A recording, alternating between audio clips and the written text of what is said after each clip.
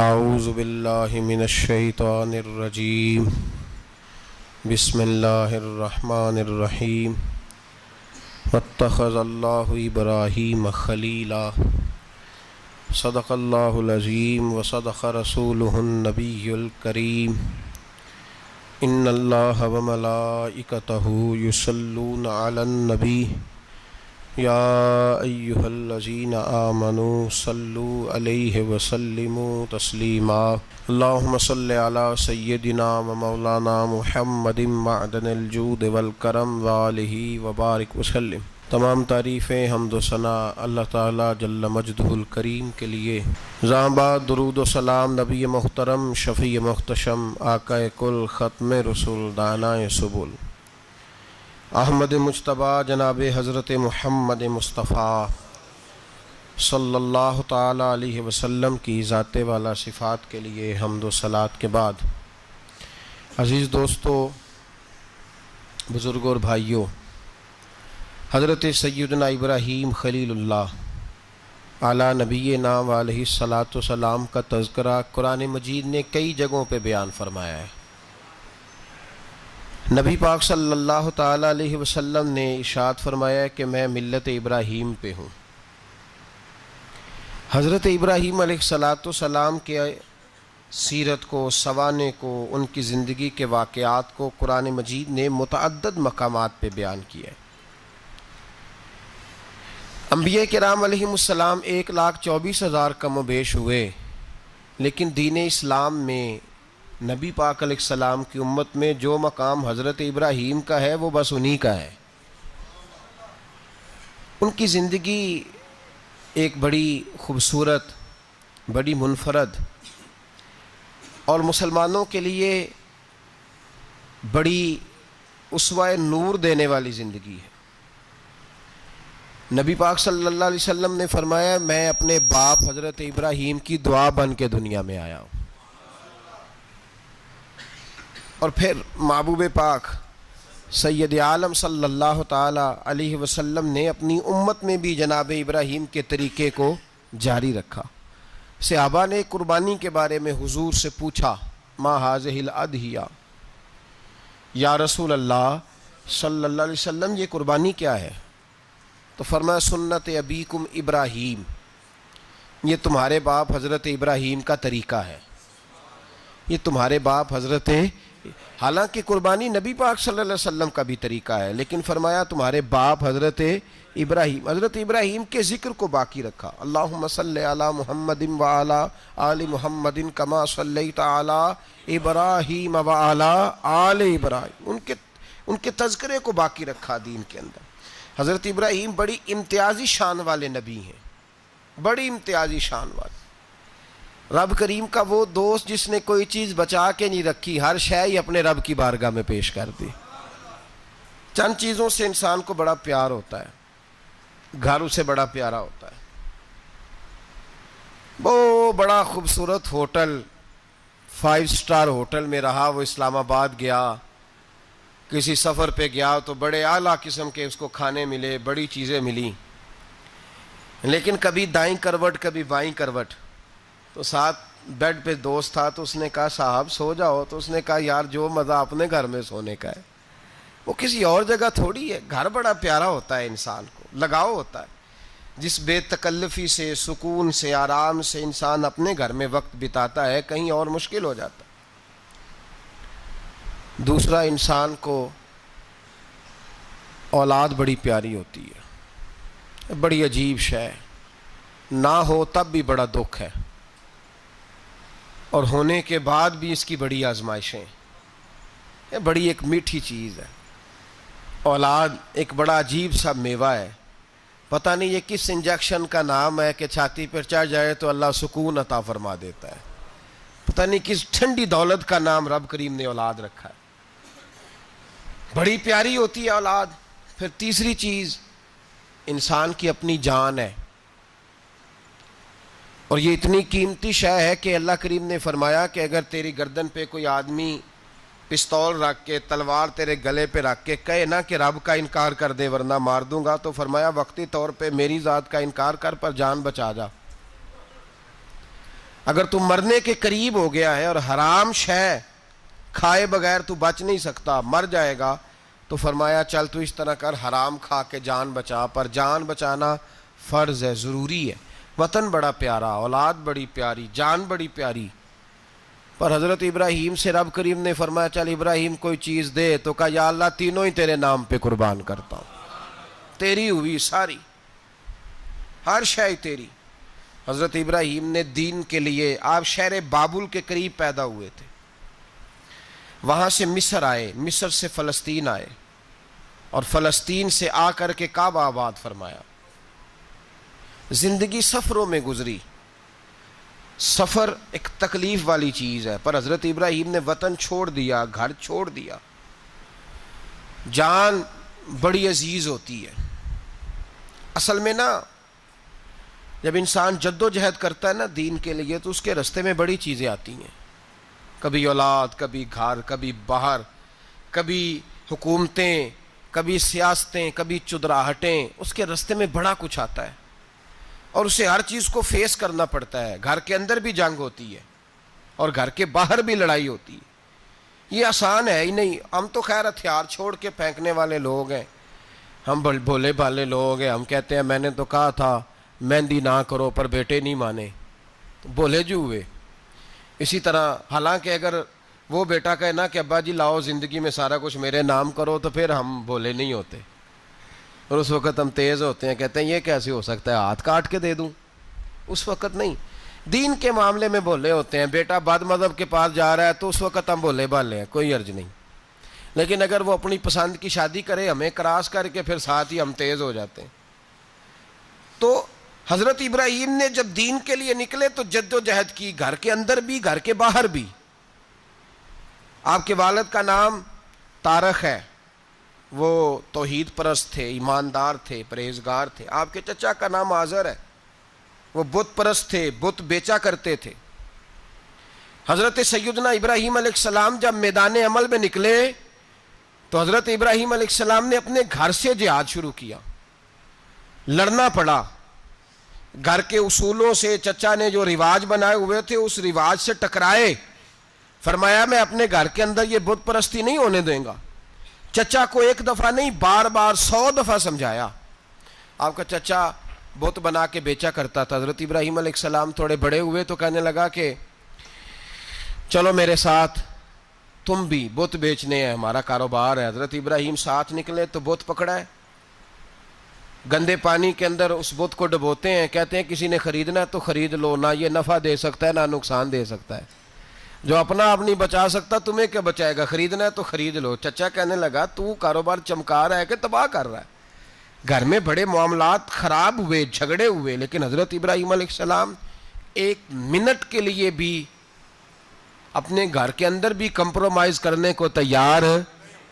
یہ تھوڑا مشکل میں نے پہلو چھیڑ دیا ہے، یہ تھوڑا مشکل پہلو چھیڑ دیا ہے۔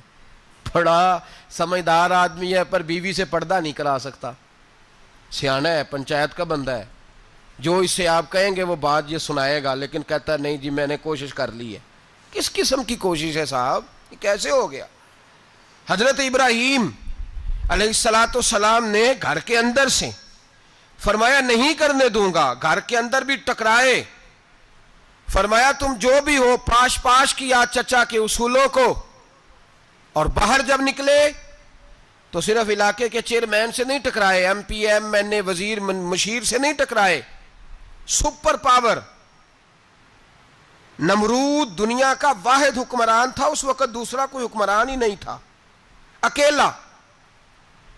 اکیلے حکمران سے جا کر ٹکرائے، کوئی ساتھ فوج نہیں تھی، کوئی ساتھ ان کے طاقت بظاہر دنیا داری کی کوئی نہیں تھی، پر حضرت ابراہیم جا کے ٹکرائے، اور میرے رسول پاک صلی اللہ علیہ وسلم نے سند بیان کی، فرمایا افضل الجہاد کلمۃ الحق عند سلطان الجابر، فرمایا سب سے افضل جہاد یہ ہے کہ تو ظالم بادشاہ کے سامنے کھڑے ہو کے حق بات بیان کر دے، یہ سب سے بڑا جہاد ہے، یہ سب سے افضل الجہاد کلمۃ الحق عند سلطان الجابر، سب سے بڑا جہاد۔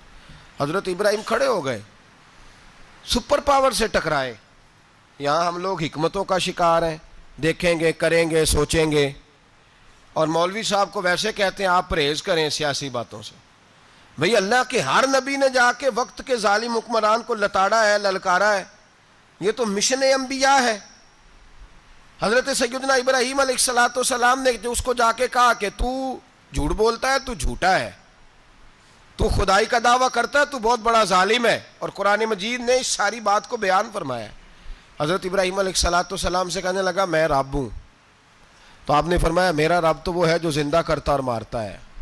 تو پھر آپ حق بات بیان کریں گے تو اللہ مارے گا کہ بندہ مارے گا؟ کچھ بھی نہیں ہوتا, کیونکہ زندگی موت کس کے ہاتھ میں ہے؟ اللہ کے ہاتھ میں. زندگی موت اللہ, کچھ بھی نہیں ہوتا. انسان صحیح سمت کا تعین کرے اور صحیح چلے.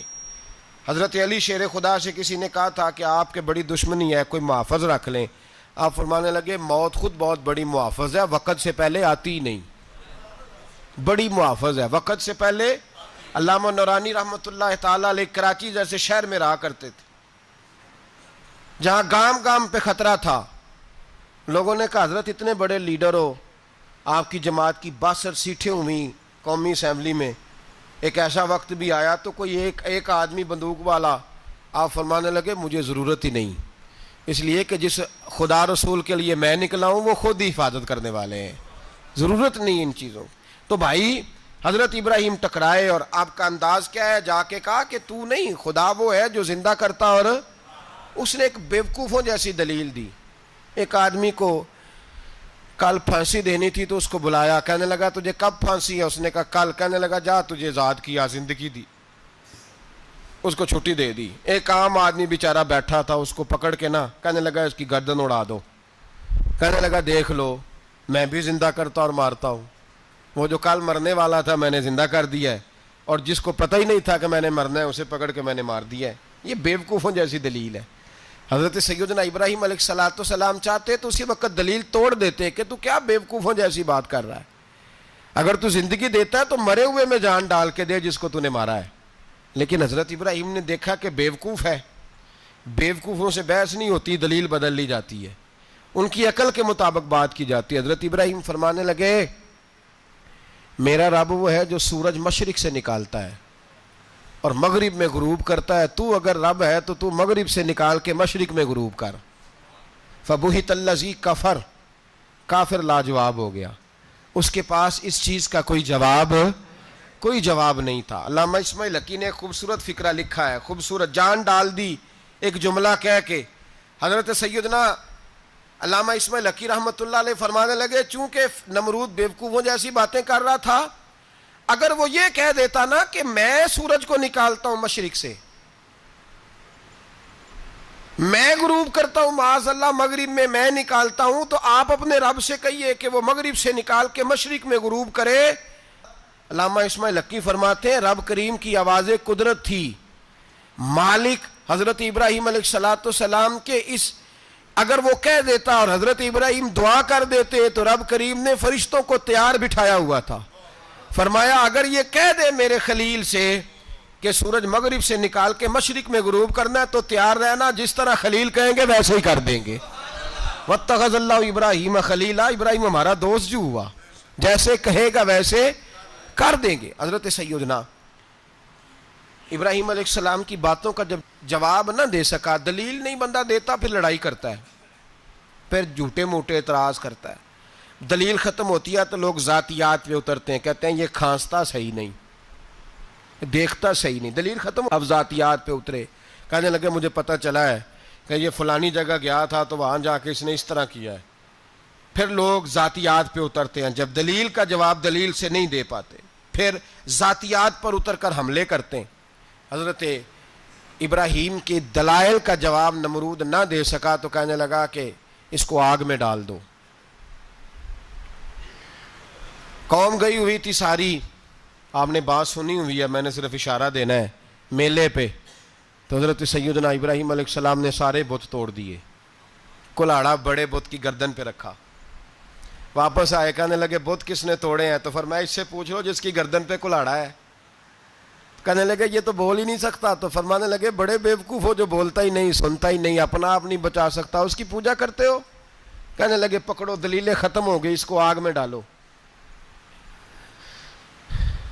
بہت بڑی حویلی 45 فٹ مربع پہ مشتمل ایک حویلی بنائی گئی اور 45 فٹ اونچی. مختلف روایات علامہ اسماعیل حقی کہتے ہیں کہ 3 مہینے تک نمرود نے کہا کہ اس کے اندر لکڑیاں ڈالو. لوگ پوچھنے لگے کتنی دنیا جلانی ہے؟ کہنے لگا بندہ تو ایک جلانا ہے، پر بندہ بڑا تگڑا ہے، ایک بندہ. 3 مہینے لکڑیاں ڈالی گئیں. اور لوگوں کی جو تہمات ہوتی ہیں نا وہ بڑی عجیب ہوتی ہیں. تہمات میں نے بڑی تفصیل سے رمضان المبارک میں گفتگو کی تھی. بدشگونی تہمات لوگ لیتے ہیں. اس وقت بھی لوگ تہمات کا شکار ہو گئے. عقیدہ بگڑ جاتا ہے تو وہ عجیب و غریب باتیں کرنے لگتا ہے. تہمات کا شکار ہو گئے. بیبیاں نظر مانتی میں بیمار ہوں، اگر صحیح ہو گئی تو اتنے من لکڑی دوں گی حضرت ابراہیم کی آگ جلانے کے لیے. ایک عورت لے کے جا رہی ہے لکڑیاں، تو ایک نیک دل آدمی نے اس سے پوچھا کہاں جا رہی ہو؟ کہنے لگی میں نے منت مانی تھی تو حضرت ابراہیم علیہ الصلوۃ والسلام کو معاذ اللہ جلانے کے لیے لکڑیاں لے کے جا رہی ہوں. تو وہ رب کریم کے بندے کہنے لگے تو ڈھونڈتی رہے گی، تجھے وہ جگہ ملے گی نہیں.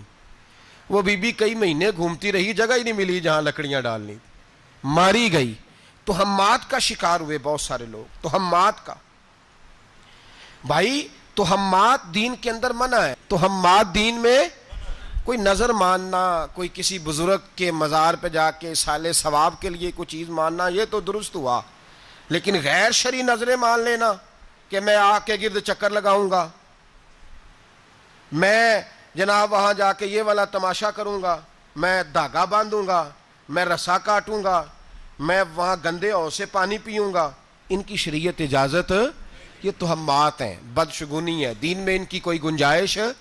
آپ نظر ماننے سے پہلے بھی کسی عالم سے رابطہ کریں کہ میں منت مانگنے لگا ہوں تو کیسے ماننی چاہیے، اس کا طریقہ پوچھیں. ایسے ہی غلط چیز کی منت تھوڑی مان لی جائے گی. بہرحال آمدام برسر مطلب حضرت ابراہیم کے لیے آگ جلائی گئی. 45 فٹ اونچی آگ ہے، پرندہ بھی اوپر سے گزرتا ہے تو نیچے گر جاتا ہے جل کے. اتنے دن لگا کے آگ جلائی گئی. اب حضرت ابراہیم کو جلایا جانے لگا ہے. یہاں تو موجیں ہے نا، جو کسی ادارے کا سربراہ ہے اس کے لیے موج ہے، کسی جگہ آفیسر بن گیا تو موج ہے، پیر صاحب کے لیے موج ہے، علامہ صاحب کے لیے موج ہے، خطیب صاحب کے لیے موج ہے. جلنا کس کو پڑتا ہے؟ وہ علی کوئی نہیں رہا اللہ ماشاء اللہ. وہ لوگ گزر گئے جو تکلیفیں سہ کے کام کرتے تھے، گزر گیا زمانہ. حضرت سیدنا ابراہیم علیہ السلام کو جلایا جانے لگا ہے تو اب اتنی بڑی آگ ہے تو ڈالیں کیسے؟ شیطان نے تجویز دی کہ منجنیق بناؤ. منجنیق بڑے بڑے بانس باندھ کے ان کے نیچے رسا باندھو. وہ جس طرح جھولنے کے لیے جھولا بنایا جاتا ہے، اس طرح ایک منجنیق پرانے زمانے میں اس میں پتھر رکھ کے پھینکے جاتے تھے دشمنوں پہ. وہ منجنیق بنائی گئی کہ دور سے حضرت ابراہیم کو پھینکیں گے. ہاتھ حضرت ابراہیم کے باندھ دیے، پاؤں مبارک باندھ دیے. پوری زمین پہ ایک نام لینے والا خدا کا، اور اس کو آج رسیوں میں جکڑا ہوا ہے. جب پھینکا جانے لگا نا آگ میں، حوریں رونے لگیں، فرشتے تڑپنے لگے، اے اللہ یہ کیا ہونے لگا ہے؟ ایک تیرا خلیل اور وہ بھی آگ میں. فرمایا جاؤ جا کے اس سے کہو اگر تمہاری مدد لیتا ہے تو اسے بچاؤ. ہوا کا فرشتہ آیا، کہا ابراہیم اگر تو کہے. او بھائی ان چیزوں کو کہانی سمجھ کے نہ سنا کریں، یہ داستان نہیں، یہ وہ طریقے ہیں جو ہمارے رسول نے ہمیں اپنانے کا حکم ارشاد فرمایا ہے. جو عقیدے، یہ وہ نظریات ہیں جو ہمیں اوڑھنے کو کہا گیا. اپنے رب کریم کی رضا پہ راضی رہنے کے یہ وہ خوبصورت مواقع ہیں صوفیاء نے جن کو بنا کر سمجھا کر ہم تک پہنچایا ہے. یہ ہے اہل طریقت کی باتیں. وہ کہتے ہیں یار جس حال میں رکھے راضی رہنا ہے.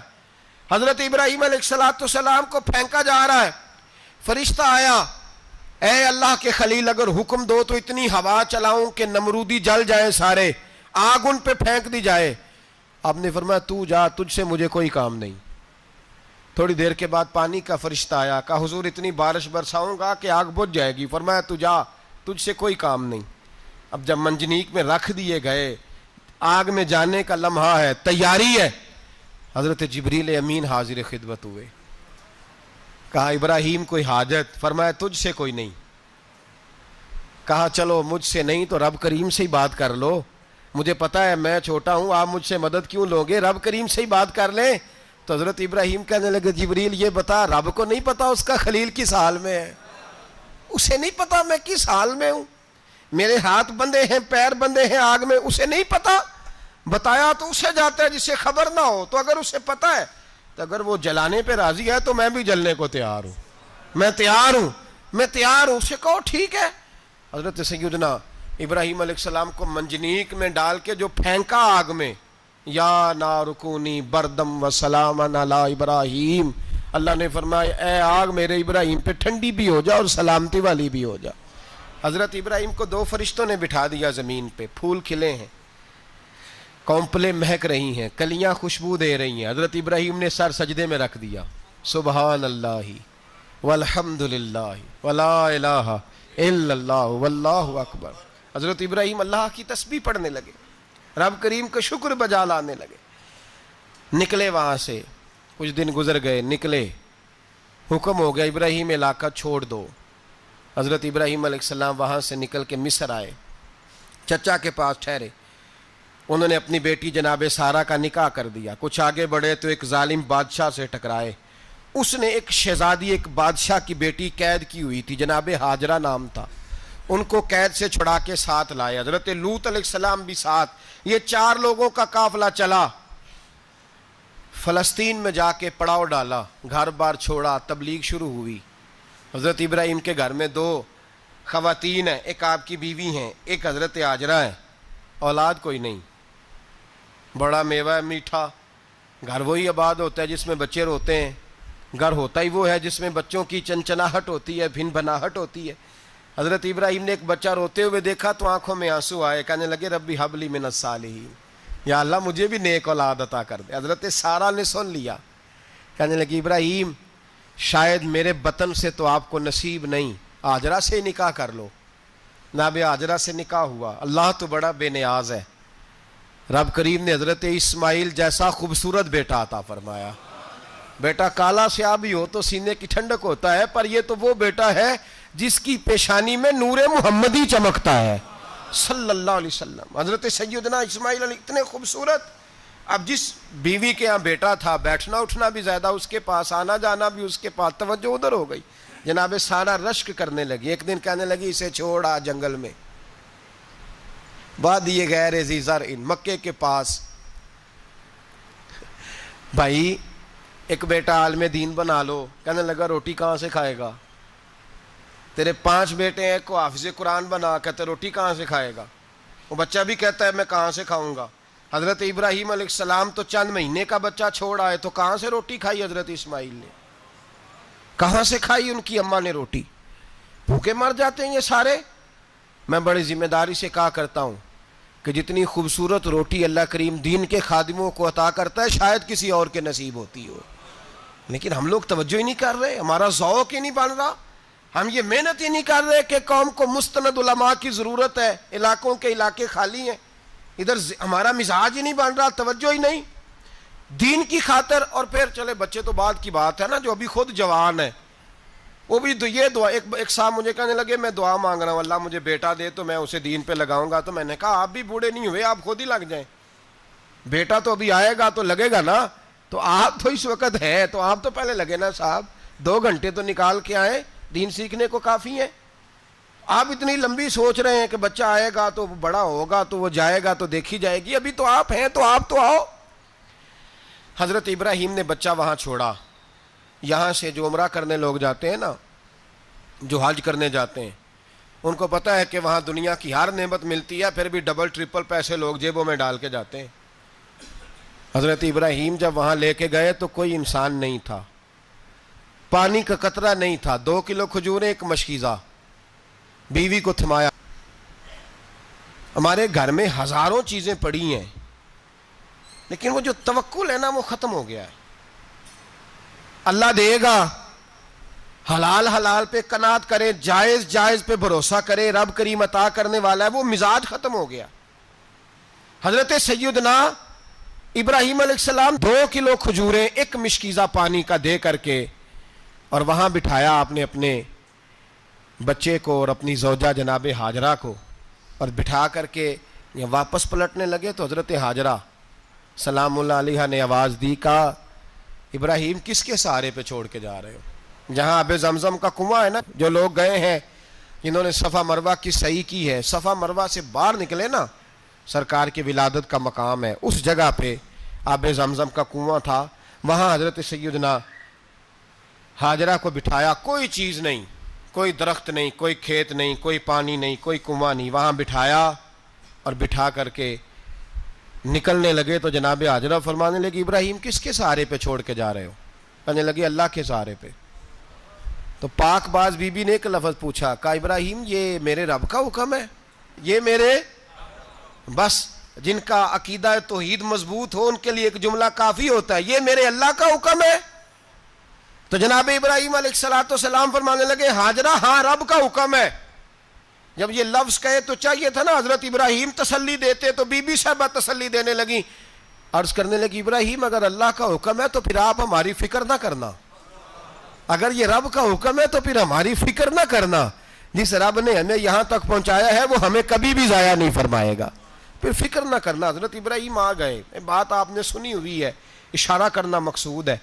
13 سال میں چلے مان بھی لیا جائے بعض روایات کی روشنی میں کہ آتے جاتے بھی رہے، لیکن مکمل دیکھ بھال اپنے بچے کی پرورش میں پورا حضرت ابراہیم علیہ السلام کا کردار، سارا کردار ماں کا تھا. میں جب خواتین کے بارے میں کوئی بات کرتا ہوں تو میں آپ کو اکثر کہتا ہوں کہ یہ صرف بیوی کے لیے حکم نہیں ہوتا، یہ ٹریننگ بیٹی کو دینی ہے اور بہن کو دینی ہے. یہ تربیت کریں اپنے گھر میں. میں تجربے کی روشنی میں یہ بات عرض کیا کرتا ہوں کہ بھائی بچے باپ کے فرما بردار اس وقت ہوتے ہیں جب اماں انہیں باپ کا فرما بردار کرتی ہے، اور بچے باپ کے نافرمان بھی تب ہوتے ہیں جب اماں انہیں باپ کا. میں نے اپنے کانوں سے سنا ایک دفعہ ایک بچہ اپنے باپ سے کہہ رہا ہے آپ نے تو ساری زندگی باہر گزار دی، پیسے کمانا کون سا مشکل کام ہے، دکھ سکھ تو سارے اماں نے برداشت کیے، سکولوں میں وہ جاتی تھی، فلانا کام وہ کرتی تھی، فلانا کام. اب یہ سوچ اس کی ذاتی تو نہیں، یہ اس کو دی گئی ہے. اور اگر اس کو یہ سوچ دے دی جائے کہ اماں کہے کہ میں تو اپنوں میں رہی ساری زندگی، میں نے تو اپنوں میں وقت گزارا، اور تیرا باپ تو کئی دفعہ جنازے بھی نہیں پڑھ سکا، اس نے تو ماں باپ ایسے دفن کر دیے، وہ اگر یہ سوچ فراہم کرے تو پھر بچہ باپ کا فرما بردار ہوتا ہے. اور یہ والی روایتیں ہم بیوی کو سناتے ہیں، حالانکہ کس کو سنانی چاہیے؟ بولیے. بہن اور بیٹی کو. بہن اور بیٹی کو سنائیں یہ باتیں، ان کو سمجھائیں تاکہ آگے جا کے وہ جو گھر ترتیب دیں وہ گھر بڑا عمدہ اور نکھرا ہوا ہو. حضرت سیدنا ابراہیم 13 سال کے بعد آئے، چونکہ گھر میں اللہ تبارک و تعالیٰ کی دوستی کا چرچا تھا، اللہ تبارک و تعالیٰ کی محبوبیت کا غلبہ تھا. 13 سال کے بعد فلما بالغ معہ سعیا، بیٹا جب اتنا بڑا ہوا کہ سال چلنے لگا تو حضرت ابراہیم نے اپنے بیٹے کو بلا کے کہا بیٹا مجھے خواب آئی ہے، میں تجھے ذبح کر رہا ہوں، تیری کیا رضا ہے؟ تو حضرت اسماعیل کہنے لگے یا ابت افعل ما تؤمر، ابا جی اللہ جیسے حکم دیتا ہے میرے ساتھ ویسے ہی کریں، جیسے اللہ حکم دیتا ہے ویسے ہی، بولیے، ویسے ہی کریں. حضرت ہاجرہ کو کہا کہ ایک دوست نے دعوت کی ہے تو وہاں جا رہے ہیں. بی بی مطمئن ہے، تفصیلات کی ضرورت نہیں، ختم بات، اعتبار ہے، مطمئن ہو گئی. شیطان پیچھے سے آیا اماں کے پاس. ذرا تھوڑی دیر کے لیے تصور جمائیے، یہاں تو پڑوسن آ کے کوئی بات بتا دیتی ہے خاوند کے بارے میں تو کئی مہینے جھگڑا جاری رہتا ہے، پڑوسن محلے دار. شیطان نے آ کے بتایا لفظ کیا ہے؟ کہا حضرت تمہیں پتہ ہے کہاں جا رہے ہیں؟ کہا دوست کی دعوت میں. تو کہنے لگے دوست کون ہے؟ رب کریم. اور ابراہیم کا خیال ہے کہ اس رب نے مجھے حکم دیا ہے کہ میں ذبح کروں. تو حضرت ہاجرہ کہنے لگی کبھی باپ بھی بیٹا ذبح کرتے ہیں؟ شیطان کہنے لگا ان کا خیال ہے کہ ان کے رب نے حکم دیا ہے. تو جناب ہاجرہ فرمانے لگی اگر رب نے حکم دیا تو پھر تو مجھے شیطان لگتا ہے، تو مجھے شیطان لگتا ہے. کہا کیا مطلب؟ فرمانے لگی اگر رب کریم کا حکم ہے تو میرے پاس ایک اسماعیل ہے، اگر 1000 بھی ہوتے میں سارے اللہ کے راستے میں پیش کر دے دیتی. مالک کا ہی تو ہے سارا کچھ، اسی کا ہے، اس میں لیت اللہ کی کیا گنجائش؟ حضرت سیدنا ابراہیم علیہ السلام نے بیٹے کے حلق پہ چھری رکھ بھی دی اور چھری چلا بھی دی، رکھ بھی دی اور وہ تو اللہ کریم نے فرمایا یا ابراہیم قد صدقت الرؤیا، ابراہیم تو نے خواب سچا کر دکھایا، وہ قیامت تک تیرا نام رہے گا. حضرت ابراہیم نے وطن بھی دیا، جان بھی دی، بیٹا بھی. اللہ کریم نے دمبے دیے، فرمایا یہ فدیہ ہے. اب یہ قربانی قیامت تک حضرت ابراہیم کے طریقے کے مطابق جاری ہے. حضرت ابراہیم بہت بڑے مہمان نواز تھے, بہت بڑے. آپ جب مصر میں قیام تھا تو بڑے بڑے لمبے چوڑے لنگر پکتے تھے, لوگ آیا جایا کرتے تھے, بڑا تفصیل کے ساتھ کھانا ہوتا تھا. مہمان نوازی آپ کی خاص صفت مبارکہ ہے. ہمارے ہاں بھی مہمان نوازی ہوتی ہے امیروں کی, بلکہ اب تو مہمان نوازی اس طرح کی ہے کہ کل تیری میرے پاس دعوت ہے اور پرسوں میری تیرے پاس ہے. وہی امیروں میں وہ چکر رہتا ہے, پارٹیاں دوست ایک دوسرے کو ڈالتے ہیں, تیری طرف پارٹی تیری طرف. اور اسی انداز میں اب یہ عید آئے گی نا, ٹکا پارٹیاں ہوں گی جگہ جگہ, اور لوگ سوال پوچھنے لگے ابھی سے, کہتے ہیں قربانی کا کتنا گوشت گھر رکھنا جائز ہے, قربانی کا کتنا گوشت گھر رکھنا جائز ہے؟ سارا ہی جی. اس لیے فریزر لے لے, فریج سے نہیں کام چلے گا, سارا ہی جہاز گھر رکھنا سارا ہی جائز ہے, رکھ لیں. او خدا کے بندے, قربانی وہ بندہ دیتا ہے جو سارا سال ہی گوشت کھاتا ہے. صحیح کہہ رہا ہوں؟ قربانی صاحب نصاب صاحب استطاعت بندہ دیتا ہے نا, تو وہ سارا سال ہی گوشت, تو سارا گھر میں رکھنا بھی جائز ہے, لیکن سارا دے دینا بھی. تو جو آ رہی ہے اس پہ کیوں توجہ کرتے ہو, جو دوسرا جائز ہے اس پہ کیوں نہیں عمل کرتے؟ سارا تقسیم کر دیں, بات ختم ہوئی. یقین کریں, محرم میں جا کے دوست ٹیلی فون کر کے سوال پوچھتے ہیں, کہتے ہیں صاحب سنا ہے قربانی کا گوشت محرم میں کھانا جائز نہیں. میں کہ نہیں, ربیع الاول چ بھی جائز جے, رجب رمضان تک کھاؤ, کوئی بندہ نہیں منع کرتا, اس لیے کہ کسی کو دینا تو پسند ہی نہیں. یا پھر اس میں سے جو خاص خاص چیزیں ہیں وہ اپنی فریج میں, اور باقی جو ہے وہ دوسروں کے لیے. یہ کیا طریقہ ہے ہمارا؟ اور اسی پہ عمل ہے. اللہ تبارک و تعالی ہمیں سمجھنے کی توفیق عطا فرمائے. حضرت ابراہیم بہت بڑے مہمان نواز تھے. صرف قربانی نہیں دیتے تھے, سارا سال بہت سارا لنگر, بہت سارا کھانا پینا, بہت ساری چیزیں جاری رہتی تھیں. اور جتنے غریب لوگ تھے فلسطین کے, ان کو پتا تھا کہ حضرت ابراہیم علیہ السلام کا لنگر جاری ہے. فلسطین میں جب آپ کا قیام تھا, ایک دفعہ ڈھیروں مہمان آ گئے اور کھانے کو کوئی چیز نہیں. حضرت سارہ اور جناب ہاجرہ دونوں اس وقت موجود تھیں. وہ کہنے لگی ابراہیم بہت سارے مہمان آ گئے تو کیا کریں؟ جناب سارہ کہنے لگی کس طرح کر کے ان کی مہمان نوازی کرنی. اور حالات یہ ہیں کہ قحط پڑا ہوا ہے فلسطین میں, مصر میں, دور دراز علاقوں میں. تو حضرت ابراہیم کہنے لگے یہ اللہ کے مہمان ہیں اور ہمیں رب کریم کا بندہ سمجھ کے آ گئے ہیں, اللہ ہی بندوبست کرے گا. فرمانے لگے میرا مصر میں ایک دوست ہے, وہ قحط کے دنوں میں غلہ جمع کر لیتا ہے, میں اس کی طرف پیغام بھیجتا ہوں, مجھے امید ہے وہاں سے غلہ ملے گا. 2 3 5 اونٹ والے غلام بلائے اور ان کو کہا کہ جاؤ غلہ لے آؤ مصر کے دوست سے. وہ لوگ کہتے ہیں ہم غلہ لینے گئے, وہاں جب پہنچے تو حضرت ابراہیم خلیل اللہ علیہ السلام کا پیغام دیا تو آپ کا وہ دوست کہنے لگا غلہ تو بے شمار تھا, مجھے خبر نہیں تھی کہ حضرت ابراہیم کا پیغام آئے گا, تو میں تو سارا تقسیم کر چکا ہوں.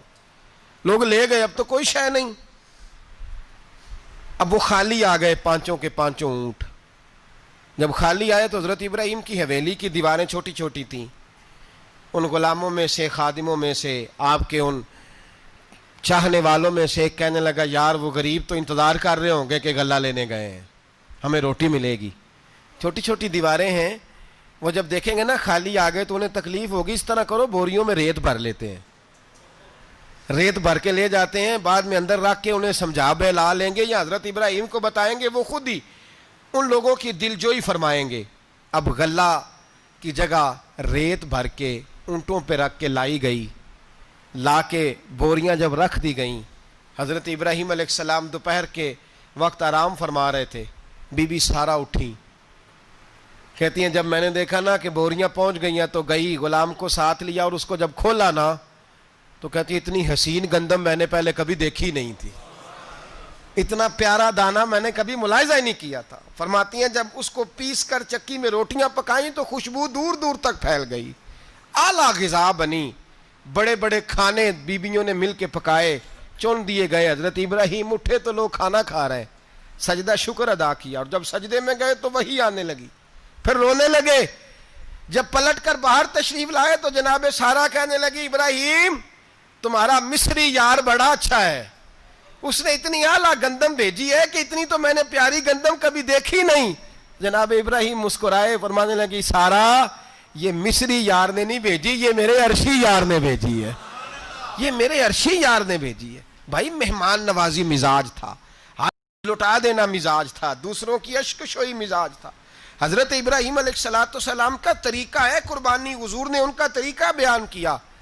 اگر سال کے بعد قربانی دینا ان کا طریقہ ہے تو سارا سال غریبوں کو روٹی دینا بھی حضرت ابراہیم کا طریقہ ہے، سارا سال غریب کی نوکری کرنا یہ بھی حضرت ابراہیم کا طریقہ ہے، بھوکے کو کھانا کھلانا یہ بھی۔ میرے مصطفیٰ کریم سید عالم صلی اللہ علیہ وسلم سے صحابہ نے پوچھا حضور بہترین مسلمان کون ہے؟ بہترین مسلمان؟ تو حضور نے فرمایا جو سلام لینے میں پہل کرے اور غریب کو روٹی کھلانے میں سب سے اچھا ہو، وہ بہترین مسلمان ہے، زبردست مسلمان۔ ہمارے ہاں دعوتیں ہوتی ہیں تو امیروں کی، افطاریاں ہیں تو امیروں کی، اور میرے مصطفیٰ کریم علیہ السلام نے فرمایا بدترین دعوت ہے جس میں امیر بلائے جائیں غریب نہ بلائے جائیں، وہ بدترین دعوت۔ حضرت ابراہیم کا طریقہ رہا ساری زندگی مہمان نوازی۔ اور دوسرا ان کا مزاج تھا، اللہ سے پیار ہو گیا تھا نا، جب رب کریم سے محبت ہوتی ہے نا اور محبت کا احساس ہوتا ہے دل میں، پھر سجدے لمبے ہوتے ہیں۔ عام آدمی تو نماز بھی نہیں پڑھ سکتا، اسے خدا سے محبت ہوتی ہے وہ تہجد بھی نہیں چھوڑ سکتا۔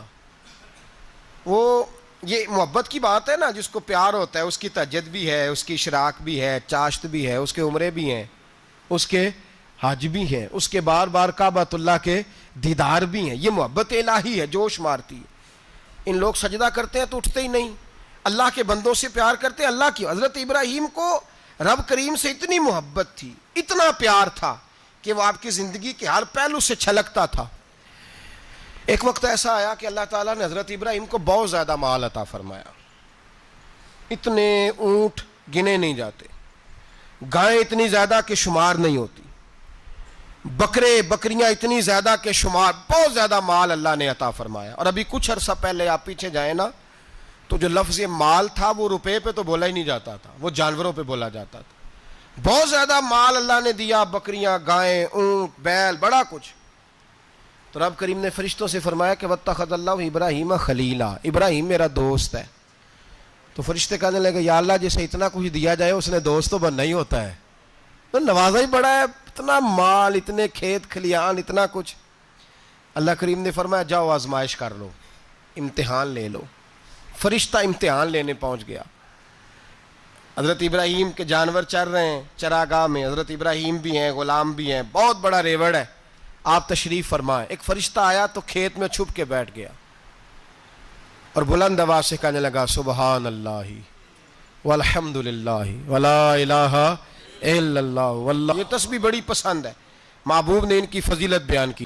اب وہ حضرت سیدنا ابراہیم علیہ السلام کھڑے تھے تو وہ کھیت میں بیٹھ کے تسبیح پڑھنے لگا سبحان اللہ والحمد للہ ولا الہ الا اللہ۔ حضرت ابراہیم کہنے لگے یہ میرے رب کا نام کون لے رہا ہے؟ بڑی اس کی میٹھی آواز ہے، بڑی، کون ہے؟ ڈھونڈنے لگے، گھومتے گھومتے اس کے پاس چلے گئے، فرشتہ انسانی شکل میں، تو میرے رب کا ذکر کر رہا تھا؟ اس نے کہا میں ہی کر رہا تھا۔ فرمانے لگے یار ایک دفعہ پھر نہیں کرتا؟ تو کہنے لگا ابراہیم پہلے تو میں اپنی مرضی سے کر رہا تھا، تو کہتا ہے تو پیسے لگیں گے، پیسے ہیں تو کر دیتا ہوں۔ حضرت ابراہیم کہنے لگے بول تو کیا لے گا، میرے اللہ کا ذکر سنانے کا کیا لے گا؟ کہنے لگا جتنی بکریاں آپ چرا رہے ہیں ساری دے دے تو میں اللہ کا ذکر سنا دیتا ہوں۔ آپ نے فرمایا بس جا تیری ساری ہوئی، میرے رب کا ذکر سنا۔ اور پھر شروع ہو گیا سبحان اللہ الحمد للہ ولا الہ الا اللہ واللہ اکبر۔ حضرت ابراہیم علیہ السلام کیف میں، یار پھر ذرا سنا، نہ علمہ وچ پھسا سانو، تو یار دی گل سنا سانو، ذرا دوبارہ سنا۔ پھر سنایا، ایک دفعہ پھر کہا، فرشتہ کہنے لگا بس جی آپ کے پیسے پورے ہو گئے۔ حضرت ابراہیم کہنے لگے چل ایک دفعہ اور سنا۔ کہنے لگا پیسے لگیں گے، تو کیا لے گا؟ کہنے لگا گائیں بھینسیں ساری میری۔ فرمایا بس یار اتنی قیمت، تو سنا صحیح، سارا کچھ ہی تیرا۔ پھر شروع ہو گیا سبحان اللہ والحمد للہ ولا الہ الا اللہ واللہ اکبر۔ گائیں دے دیں، بھینسیں دے دیں، وہ ذکر سناتا ہے۔ حضرت ابراہیم کبھی مچلتے ہیں، کبھی روتے ہیں، کبھی آہیں بھرتے ہیں، تو میرے رب کا نام لے رہا ہے، ذرا پھر سے لے۔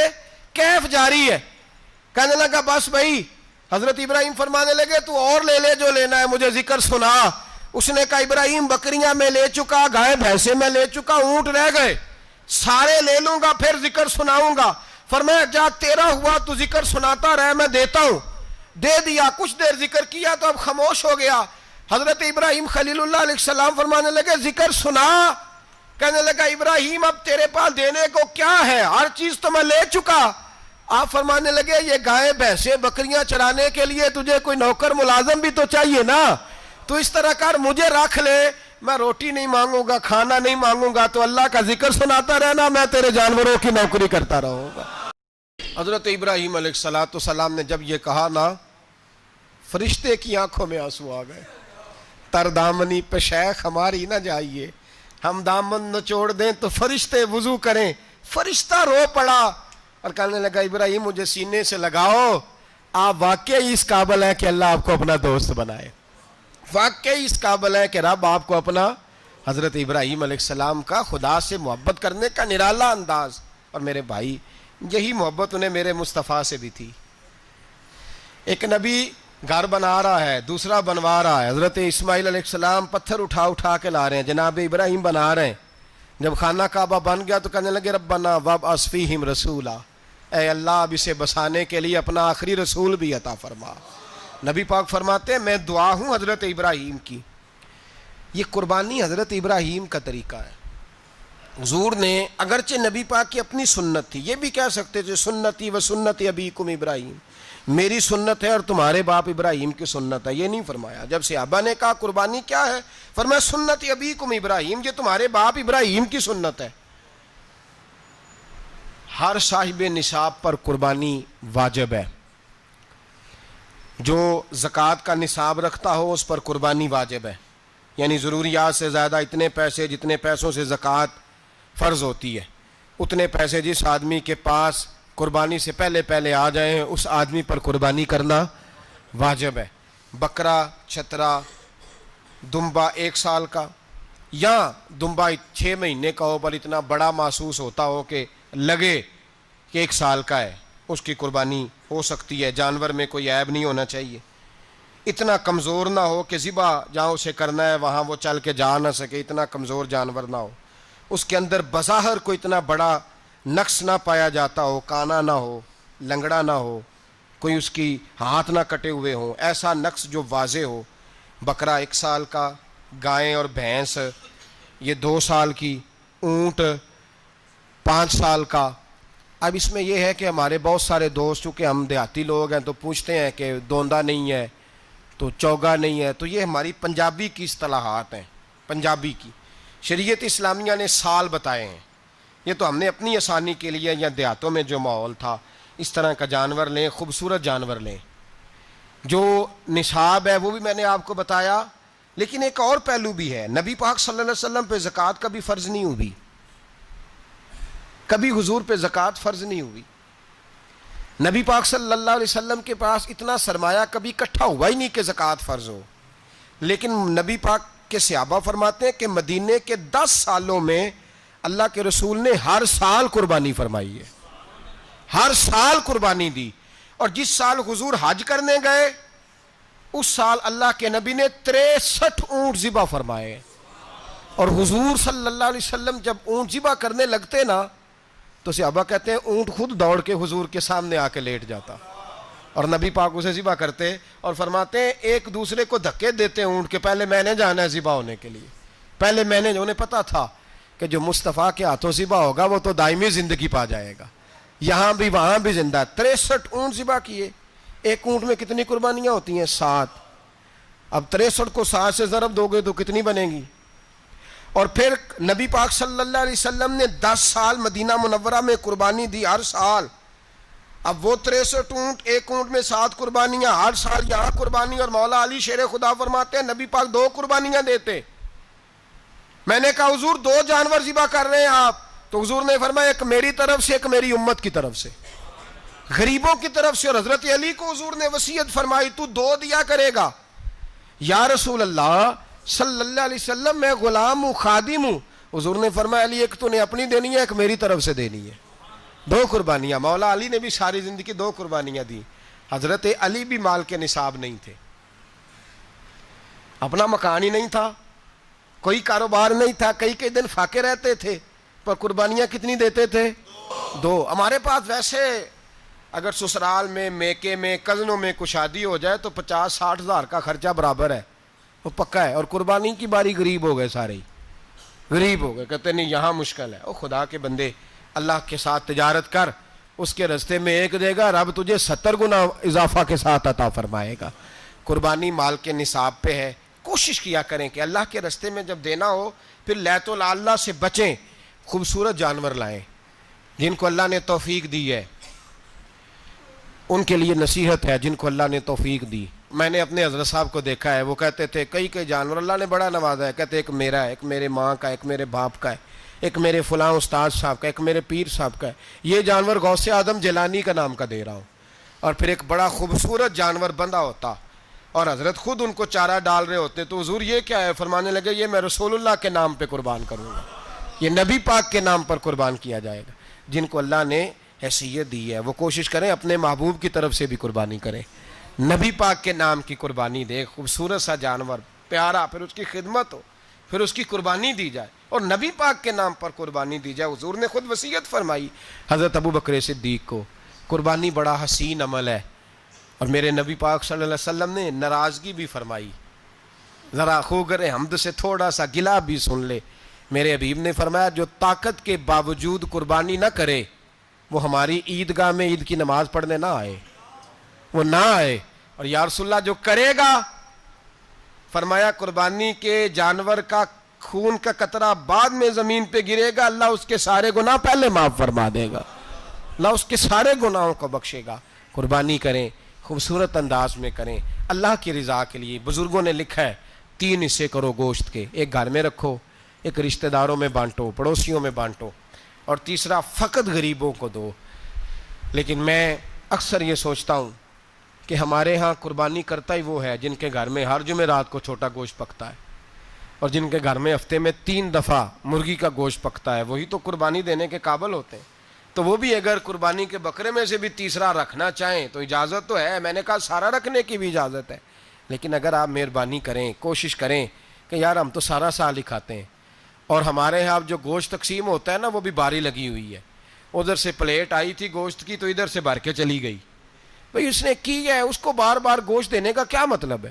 آپ یہ دیکھیں عزیزوں میں، رشتہ داروں میں، اور میں اگر تھوڑا سا آپ کی توجہ کرانے میں کامیاب ہو جاؤں تو سفید پوش لوگوں کو دیکھیں، کچھ سفید پوش ہیں، سفید پوش جن کے اوپر قرضے ہیں، بیماریوں نے جکڑ لیا ہے، گھر میں بڑے بڑے سخت مریض آ گئے ہیں، سفید پوش پہلے دیا کرتے تھے۔ آپ ان سے پوچھتے ہیں صاحب قربانی، تو بات کو ٹالتے ہیں، وہ کہتے ہیں سوچ رہا ہوں کوئی حصہ ڈال جائے، پردہ پوشی کرتے ہیں، کہتے ہیں کہیں حصہ رکھا ہوا پردہ پوش۔